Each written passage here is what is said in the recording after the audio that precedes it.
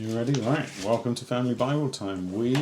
Welcome to Sir Lancelot. This is Lance Roberts, pastor from Danville I keep wanting to say North Carolina. It's not, it's Virginia.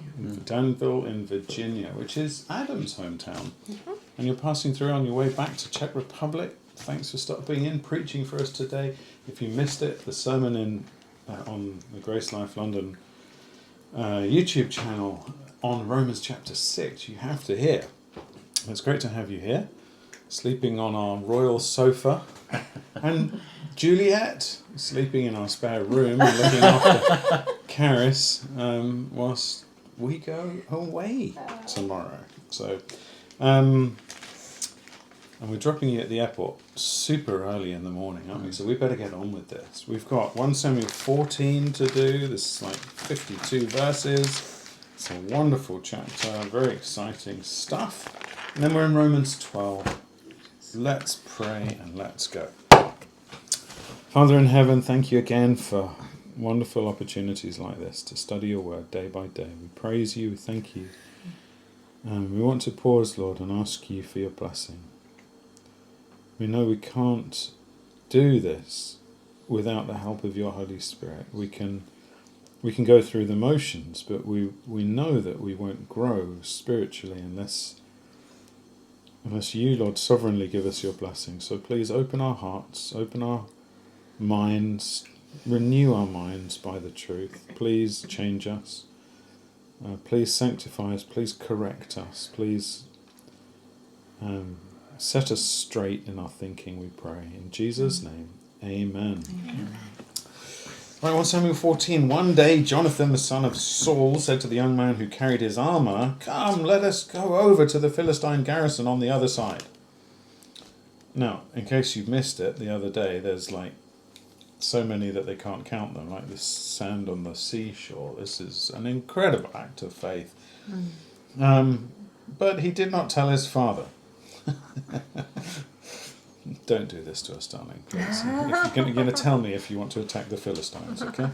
Saul was staying in the outskirts of Gibeah in the pomegranate cave at Migron. The people who were with him were about 600 men, including Ahijah, the son of Ahitub. His brother was Elotub, yes. Ichabod's brother, the son of Phinehas, the son of Eli, the priest of the Lord in Shiloh, wearing an ephod. And the people did not know that Jonathan had gone. Within the passes by which Jonathan sought to go over to the Philistine garrison, there was a rocky crag on one side and a rocky crag on the other side. The name of the one was Bozez, and the name of the other was Seneh. The one crag rose on the north in front of Michmash, and the other on the south in front of Geba. Jonathan said to the young man who carried his armour, "Come, let us go over to the garrison of these uncircumcised. It may be that the Lord will work for us. For nothing can hinder the Lord from saving by many or by few." Now, what do you call that? Faith. That is faith, isn't it? That is unbelievable faith. That's like looking at the impossible and saying, God can do that. It's actually the faith that we need, isn't it? Anyway, and his armour-bearer said to him, "Do all that is in your heart. Do as you wish. Behold, I am with you heart and soul." Can I just say this quickly? It is a wonderful thing when leaders lead with faith, isn't it? And when people lead by faith, it inspires faith in others who are willing to follow. And what a great lot of faith. I'm not sure which of them had more faith, Jonathan or the armour-bearer. But you've got to give it to them both, haven't you? So, then Jonathan said, "Behold, we will cross over to the men, and we will show ourselves to them. If they say to us, 'Wait until we come to you,' then we will stand still in our place, and we will not go up to them. But if they say, 'Come up to us,' then we will go up, for the Lord has given them into our hand. And this shall be the sign to us." And I don't know how he knew that, apart from the fact that he must have been praying about it. And maybe like Gideon of old, kind of giving God giving God a request and then having some some indication from God that that was the case. So, verse 11, so both of them showed themselves to the garrison of the Philistines. And the Philistines said, "Look, the Hebrews are coming out of the holes where they've hidden themselves." And the men of the garrison hailed Jonathan and his armor-bearer and said, "Come up to us and we will show you a thing." And Jonathan said to his armor-bearer, "Come up after me, for the Lord has given them into the hand of Israel." Then Jonathan climbed up on his hands and feet, which, by the way, kind of exposes you, doesn't it? If someone wants to shoot you with an arrow. And his armor-bearer after him, and they fell before Jonathan, and his armor-bearer killed them after him. He was mopping up, wasn't he? Just like... Anyway, and that first strike, which Jonathan and his armor-bearer made, killed about 20 men within, as it were, half a furlong, half a furrow's length in an acre of land. Which I should have read that more carefully this morning. I can't remember how on earth that long that is, but it's not very long. And there was a panic in the camp, in the field, and among all the people. The garrison and even the raiders trembled. The earth quaked. This is God, isn't it? And it became a very great panic. It is worth remembering that if God wants to, he can set our enemies against each other. We don't have to defeat them all ourselves. Verse 16, and the watchmen of Saul and Gibeah and Benjamin looked, and behold, the multitude was dispersing here and there. Then Saul said to the people who were with him, "Count and see who's gone out from us." And when they'd counted, behold, Jonathan and his armor-bearer were not there. So Saul said to Ahijah, "Bring the ark of God here," for the ark of God went at that time with the people of Israel. Now, while Saul was talking to the priest, the tumult in the camp of the Philistines increased more and more. They were starting to fight each other. So Saul said to the priest, "Withdraw your hand." Then Saul and all the people who were with him rallied and went into the battle. And behold, every Philistine's sword was against his fellow. And there was a very great confusion. Now, the Hebrews who had been with the Philistines before that time, and who'd gone up with them into the camp, even they also turned to be with the Israelites, who were with Saul and Jonathan.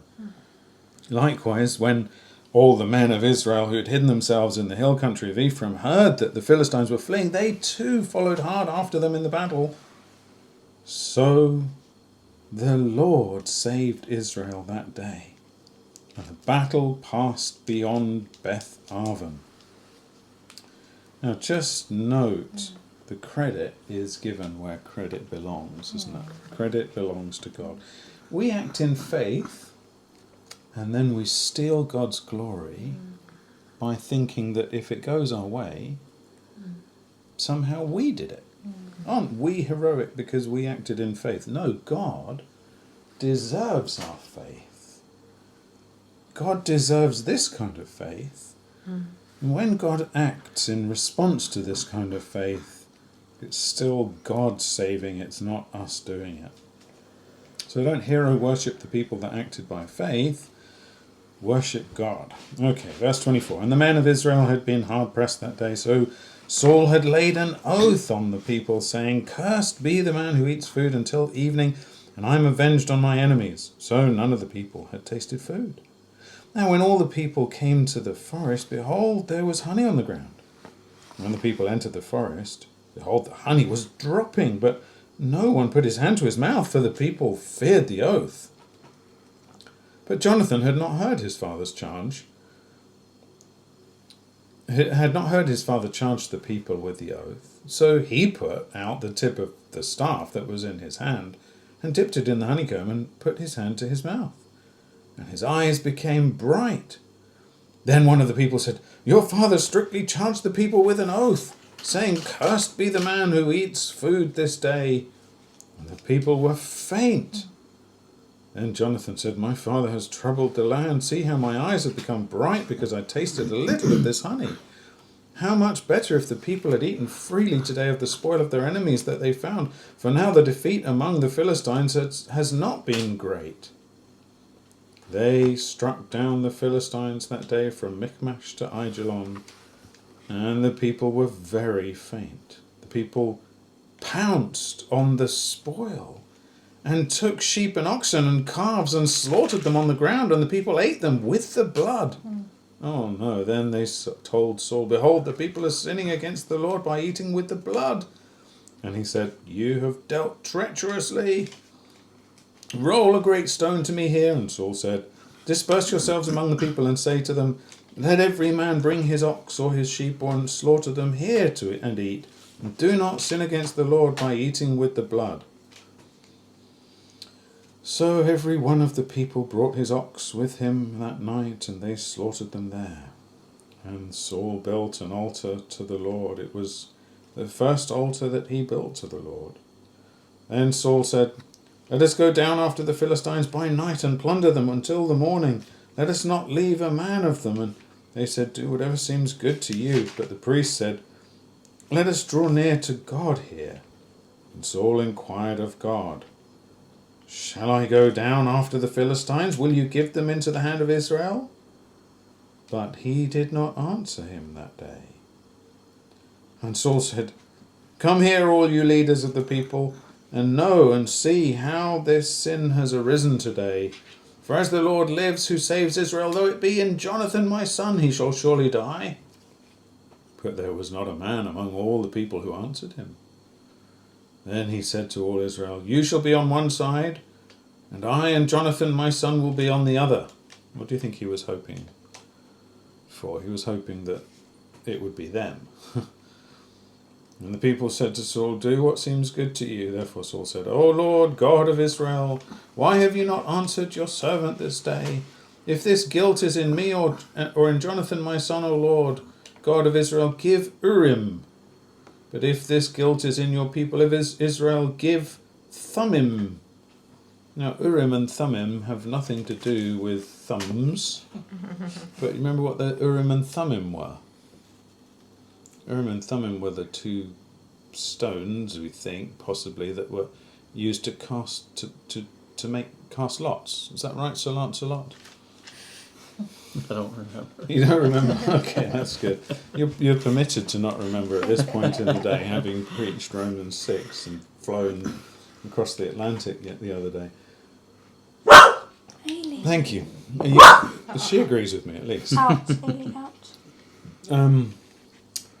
I think she was saying it was lots. That's what it is. Because, and I know it's lots, because if you look at the next verse, it says, and Jonathan and Saul were taken, but the people escaped. Then Saul said, cast the lot between me and my son Jonathan, and Jonathan was taken.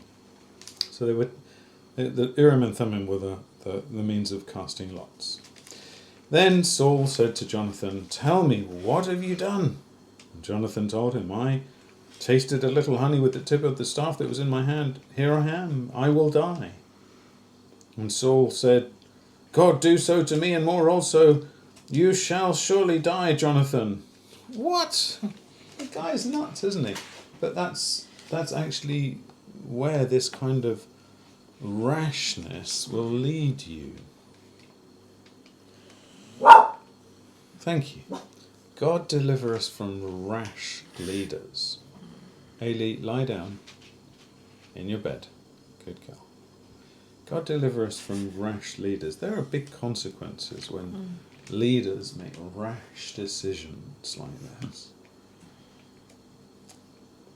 Thankfully, the people had more sense.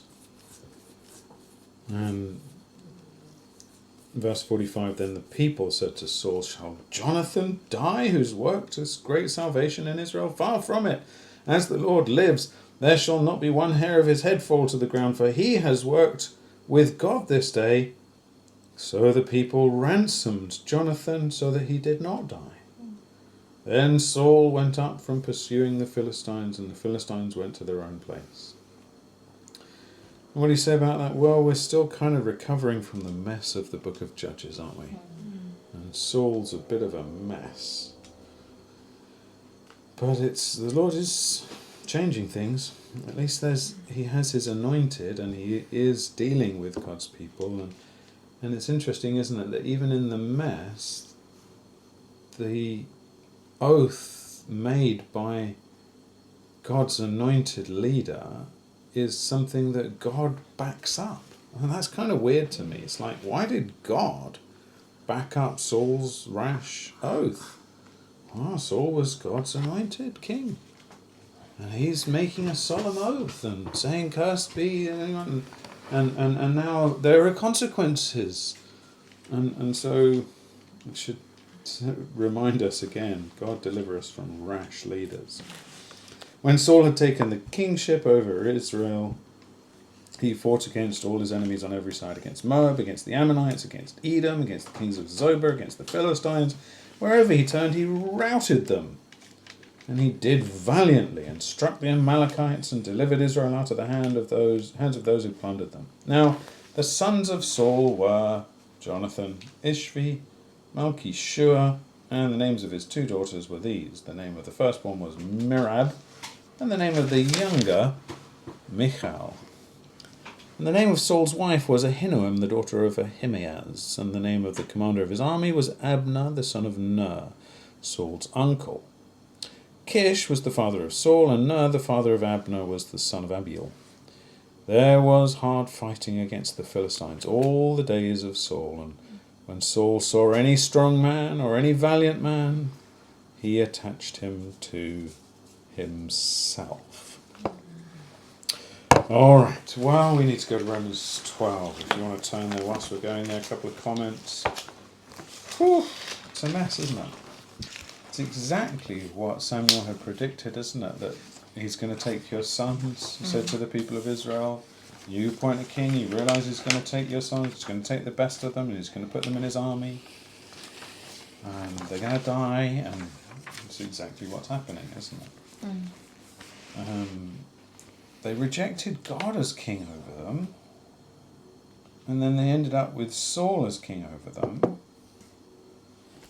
And even though Saul was God's anointed king, Saul was still a rash and foolish individual, and there are consequences. And the people have to live with the consequences. Doesn't it make you just long for the day when we have a perfect leader? Wouldn't you love to be in a world ruled by the perfect king, the King of Kings and Lord of Lords? Well, he's coming, thankfully. And his name is Jesus. Okay. Romans chapter 12. I appeal to you, therefore, brothers. Therefore, well, here's an interesting question. What does the therefore refer to? I think it refers to the amazing explosion of praise in the previous verses. I appeal to you, therefore, brothers, by the mercies of God, to present your bodies as a living sacrifice, holy and acceptable to God, which is your spiritual worship. Have you thought about doing this ever? We heard this today in the sermon. You've got to listen to that sermon on Romans 6. And you quoted this verse, and you talked about us presenting the members of our bodies, so the parts of our bodies, to God for service. So you say, here are my hands, Lord. Instead of doing sin with them, what can I do to serve you? Here are my eyes. Instead of looking at things that are sinful and lead me into trouble, what can I look at? What can I fix my eyes on that pleases you? And you talked about the heart, and you talked about your feet. But here it's just saying our whole bodies, present your body. Have you thought about doing this? Saying in the morning to the Lord, here I am, Lord. Let me serve you with my body today. Now remember what we've been talking about with the body in Romans 6 and 7 and 8. And the sinful flesh. And the fact that in Romans 7 it's like, who will deliver me from this body of sin and death? And then in Romans chapter 8 we get, well, if the spirit of him who raised Jesus from the dead lives in you, he will also give life to your mortal bodies. So this body is not going to be without a source of life. And so we can say about our mortal bodies, we can say, here we are, Lord, let me serve you with my flesh. Let me serve you with my body. Redeem this body of mine and make it useful to you. This is good, isn't it? Okay. Do not be, verse 2, conformed to this world, but be transformed by the renewal of your mind. That's what we're doing right now. We're saying, let my thinking be renewed, made new, as I read your word, Lord, and as I think about this. And then, Lord, let that transform me, but don't let me be conformed to the world. Which is so that by testing you may discern what is the will of God, what is good and acceptable and perfect. For by the grace given to me, I say to everyone among you not to think more highly of himself than he ought to think, but to think with sober judgment, each according to the measure of faith that God has assigned. For as in one body we have many members, and the members do not all have the same function, so we, though many, are one body in Christ, and individually members one of another. He's talking about the church, isn't he? Yeah. So the church is made up of all these people who have different gifts. Look at this, verse 6. Having gifts that differ according to the grace given to us, let us use them. So we use our gifts to serve the church. If prophecy, in proportion to our faith. If service, in our serving. The one who teaches, in his teaching. The one who exhorts, in his exhortation. The one who contributes, in generosity. The one who leads, with zeal. The one who does acts of mercy, with cheerfulness. You know this is warts and all. This is Drion family, unfiltered. Including when we're drinking fizzy drinks. Okay, let love be genuine. Abhor what is evil. Hold fast to what is good.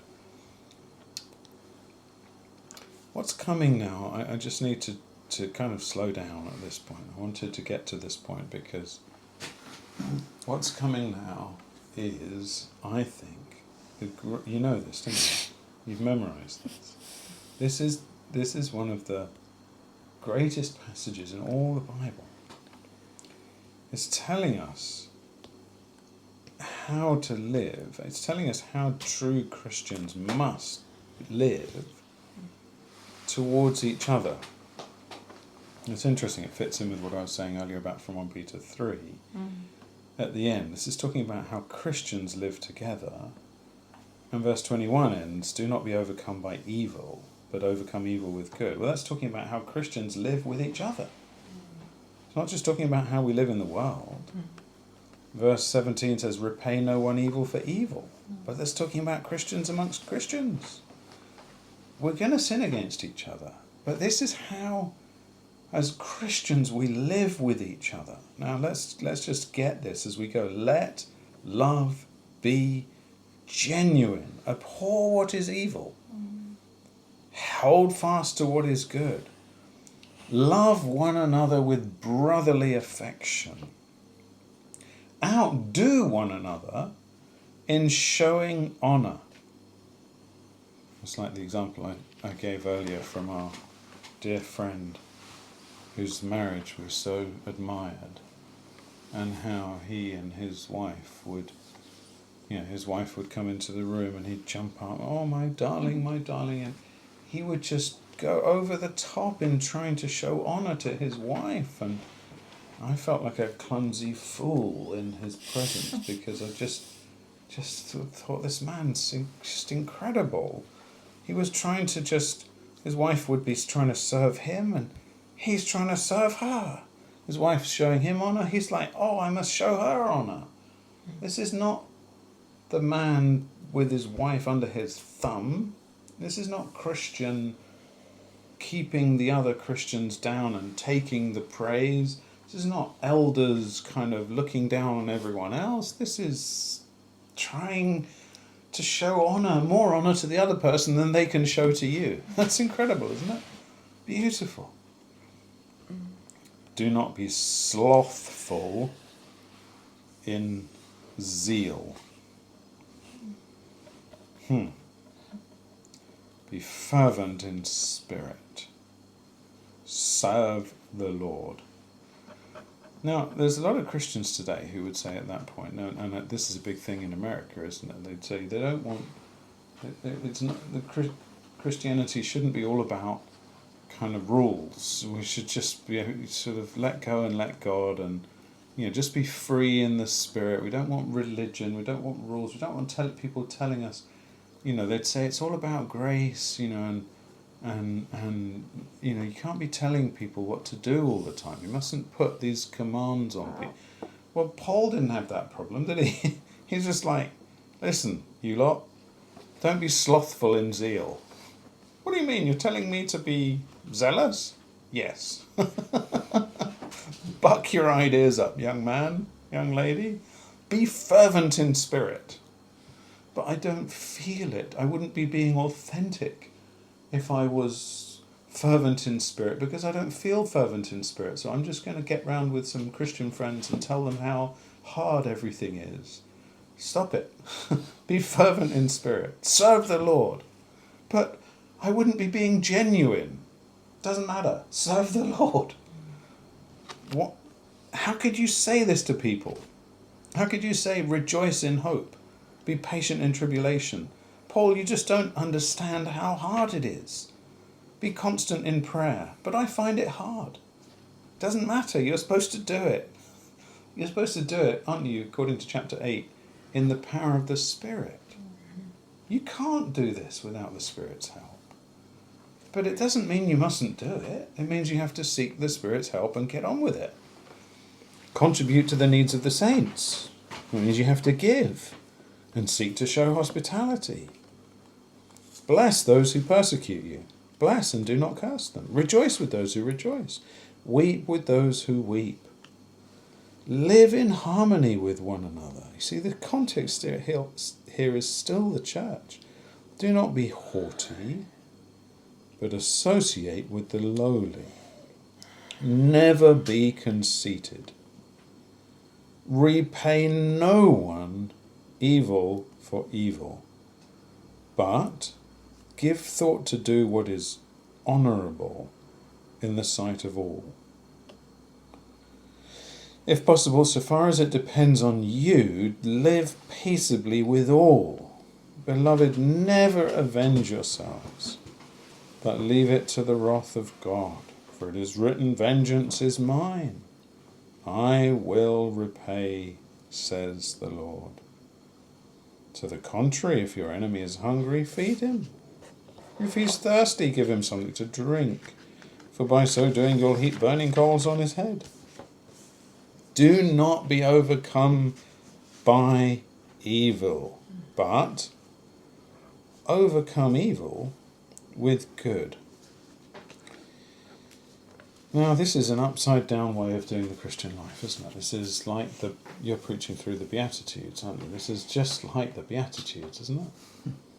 This is just glorious, because right here you've got the upside-down kingdom of God, where the meek inherit the earth. You say, how do the meek inherit the earth? Well, what's the opposite of being meek? The opposite of being meek is grabbing stuff by force. And in the world's mentality, the people who are strongest, who just take what they want, when they want, however they want, they're the ones that get it. It's a dog-eat-dog world, isn't it? So it's not the meek that inherit the earth, it's the masterful, the dominant that inherit the earth according to the way of the world. But in the upside-down kingdom of God, where God's in charge and he blesses people he chooses, the people who are meek, who say, no, do you know what, I don't deserve it, I'm not going to grab it, I'm not going to fight for it, I'm going to trust God to give me what he gives me when he wants to give it to me. I'm not going to push others down to get to the top of the pile. God says those people inherit the earth.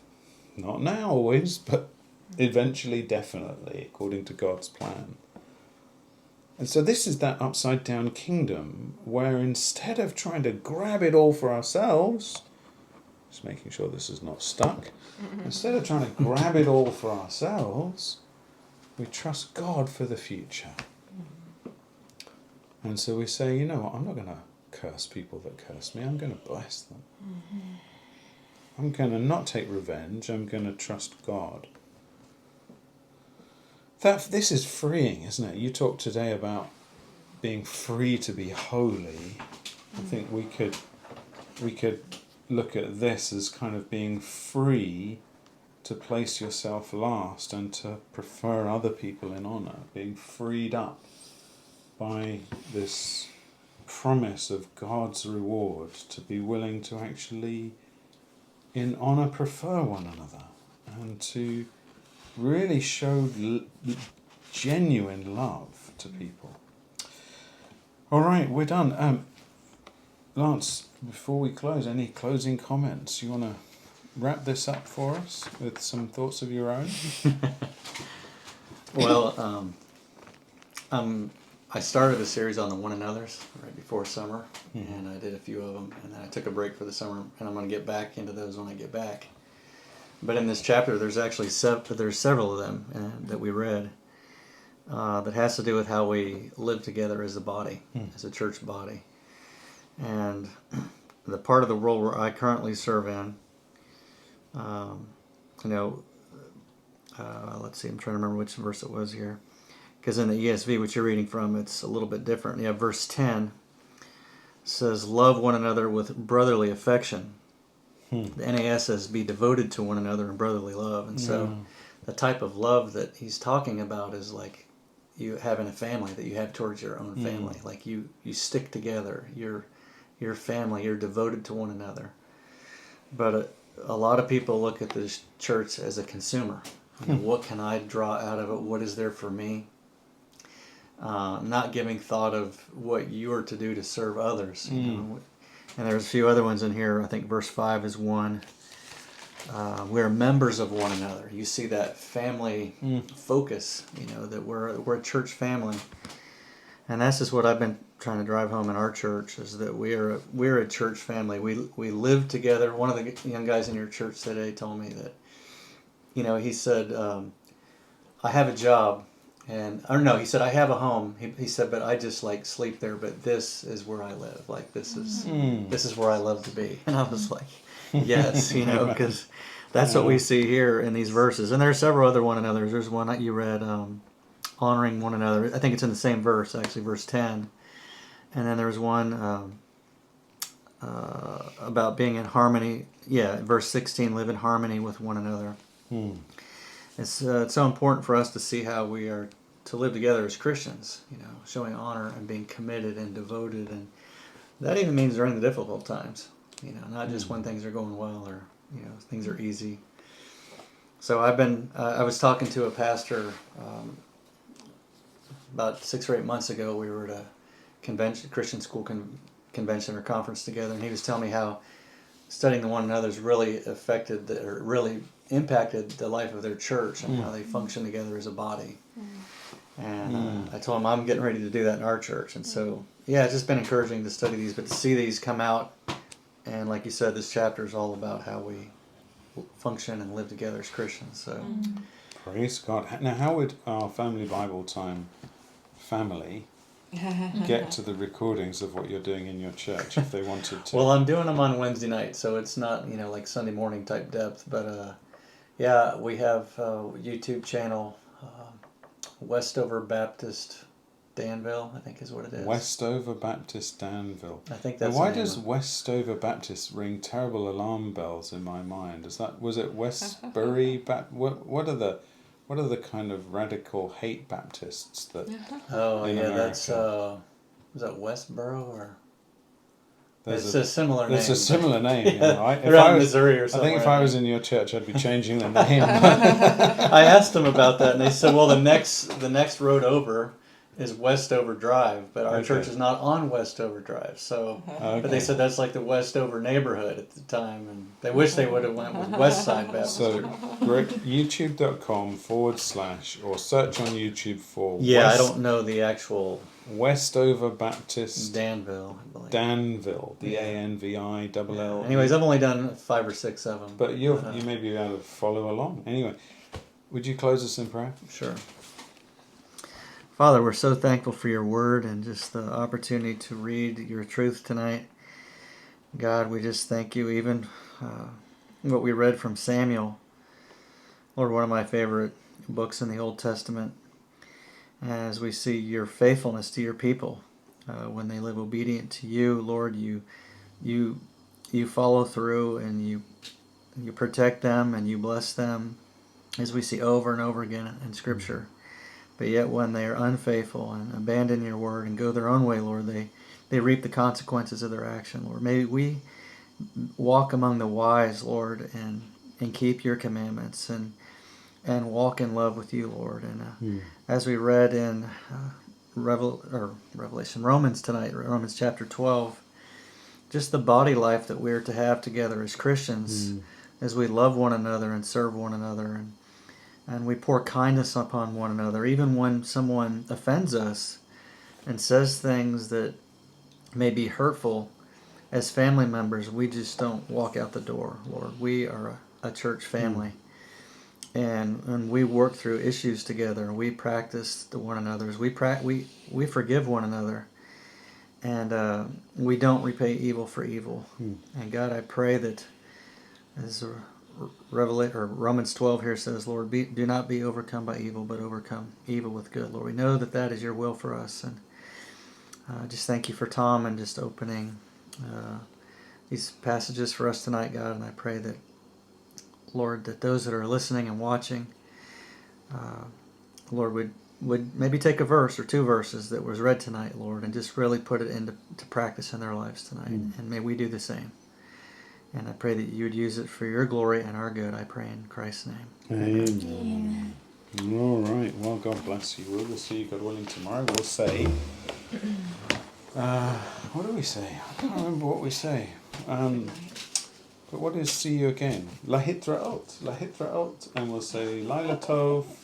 We'll say, what's that? Dobro notes na skladano. Those are Czech words. Oh, Czech, yeah. Yeah, all right. God bless you. See you.